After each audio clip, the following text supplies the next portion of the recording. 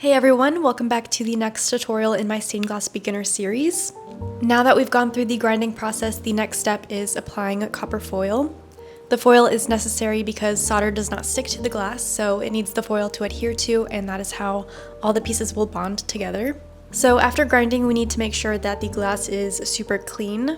Remove any stickers if you use sticker patterns, and clean off the residue. I also just want to mention, because I get a lot of questions about this, but I do make all of my sticker patterns myself. I use either removable vinyl or this sticker paper, which is actually my favorite to use. And I just put together a new Skillshare class showing exactly how I make them using Procreate and a Cricut machine. Skillshare is kindly sponsoring this video, and if you haven't heard of them, they are the largest online learning community with thousands of classes from digital illustrations to photography, animation. If there's a certain skill or hobby you're interested in, you will be able to find a class fit for you. I've been on Skillshare for so many years now, not only learning but also teaching, and I love sharing everything I know about stained glass. My newest class, Sticker Patterns for Stained Glass, goes over my entire process of creating my patterns, from drawing them in Procreate to cutting them out with a Cricut machine. It's a shorter class, so you can get started on making your own sticker patterns right away. And I'm also excited to make some real-time classes where we can work on a stained glass piece together. So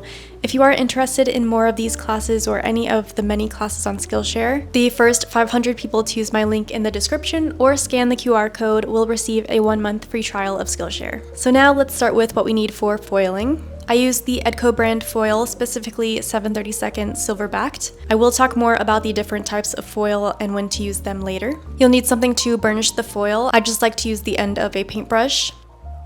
You will need an X-Acto blade for trimming the foil and scissors. So like I said before starting, make sure to clean each piece of glass. I like to use isopropyl alcohol for that. You want to make sure there's no residue or any oils because that will cause your foil to not stick properly.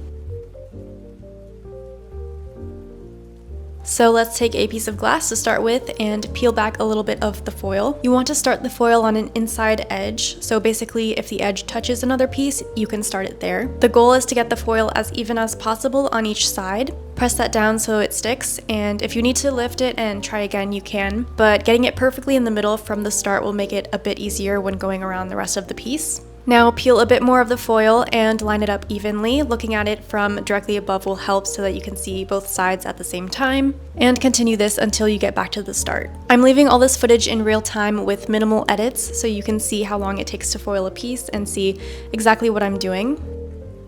Once you get back to the start, you want the foil to overlap just slightly and then cut the rest away.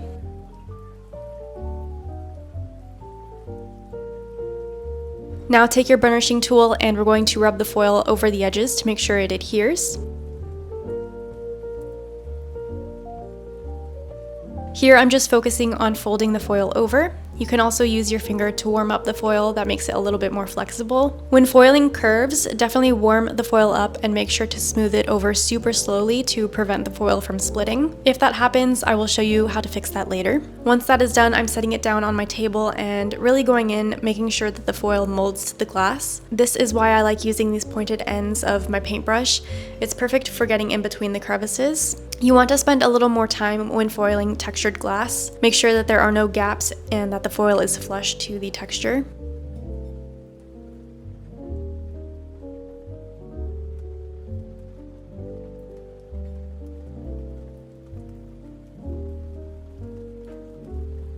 Flip the piece over and do the same to the other side, and here is the result of this copper foiled piece.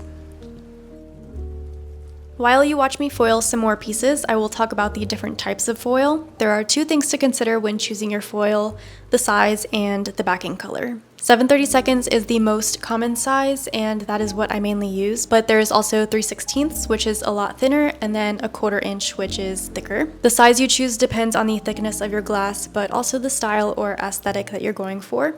For example, if you prefer thinner or thicker solder lines. You can also adjust the foil size if you have a super small piece of glass that might not even show up after soldering.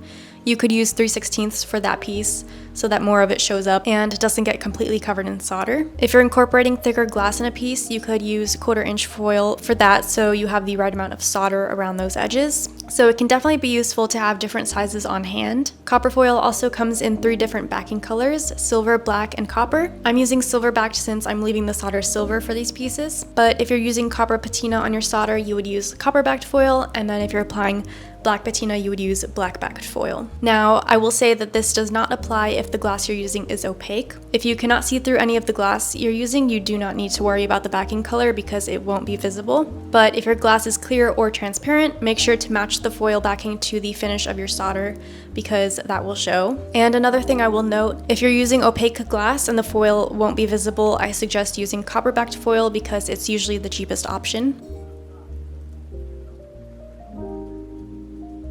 Another important thing after foiling, look at where the foil starts and ends and make sure that there is no extra foil overlapping on the edge. So here you can see it lines up perfectly, so I don't need to do anything. But here is an example of foil overlap, and you want to trim that extra bit away, otherwise it will show up when you solder.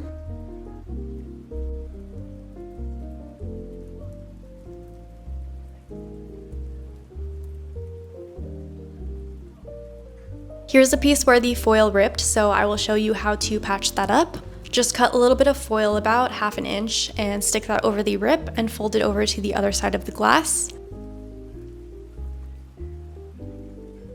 Burnish this the same way that you would as any other piece, and then we're going to trim away the extra foil. Alternatively, you can do this before you foil a piece. If it's a really deep curve and you already know that the foil is most likely going to rip, just cut a little bit of foil, place it just like we did over the most concave part, and then foil the piece and trim the extra at the end. I am going to include some more clips of foiling a few more pieces, but that is all for this video. If you have any questions about foiling, just let me know, and I will see you in the final tutorial, which will be about soldering.